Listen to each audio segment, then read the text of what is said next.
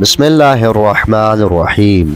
امیر المؤمنین مولا علی علیہ السلام کے مجموعہ کلام، مکتوبات، خطبات اور کلمات کے مجموعہ کو نہج البلاغہ کہتے ہیں، اور اس کے تیسرے حصے کو کلمات قصار یا حکم امیر المؤمنین کا نام دیا گیا ہے۔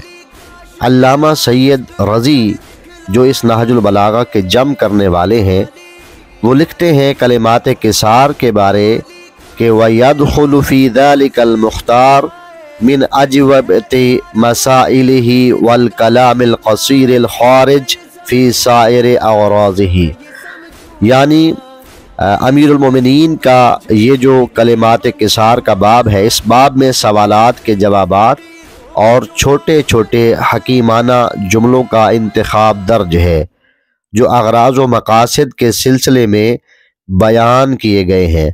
ہم انشاءاللہ کلمات قصار کا سلسلہ شروع کر رہے ہیں اور ایک ایک کلمہ آپ کی خدمت میں پیش کریں گے تاکہ آپ مواعظ حسنہ کلمات امیر المومنین علی علیہ السلام سے مستفیض ہو سکیں۔ اللہم صلی علی محمد و آل محمد۔